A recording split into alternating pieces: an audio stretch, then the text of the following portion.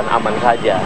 Karena dia mengantisipasi dari, kita ingat bahwa SBY sangat mempertimbangkan persepsi publik, sangat takut dengan image yang buruk. Ya. Ketika dia dengan cepat mengambil keputusan, lalu keputusannya keliru, itu blunder politik buat Partai Demokrat. Oleh karena itu, ketika sekarang memilih di injury time sebenarnya soal pilkada langsung, termasuk juga nanti koalisi Merah Putih, saya malah menduga sebetulnya SBY juga tidak akan memasukkan orang-orangnya di dalam rezim Jokowi JK.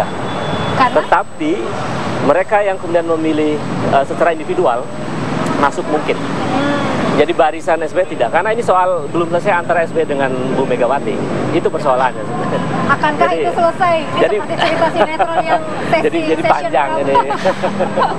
Jadi ibaratnya akan tetap menambah fungsi Demokrat ini, pandangan Mas Kang Ubed ini akan menambah fungsi kekuatan parlemen dong berarti kalau gitu. Jadi secara posisi di parlemen tetap Demokrat tidak mudah untuk berpindah.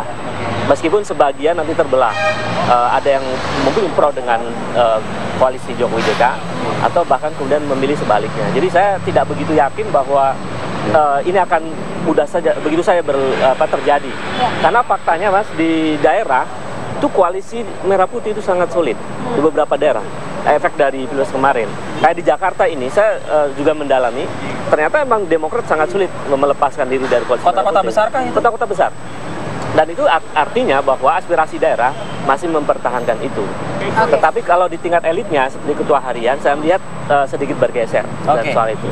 Salah satu agenda juga ya mungkin yang membuat panik PDIP yang melakukan rakernas kayak gini, yang membuat panik lah, salah satu agenda juga. Saya kira itu, ini kan sekaligus manuver juga sebetulnya. Karenanya itulah mengajak-ngajak. Betul, jadi memang upaya membuat kabinet baru lebih aman lah bagi Jokowi JK. Mas Hanta, mungkin ini terakhir, nanti itu kan akan dibuka oleh Ibu Mega ya, dan kemudian di situ akan ada apa yang disampaikan kepada para konstituen dan kader yang hadir kira-kira? Ya, dari agendanya yang saya tangkap adalah mencabut keputusan sebelumnya bahwa mereka dua pemerintahan dan akan menjadi ruling party, kira-kira gitu.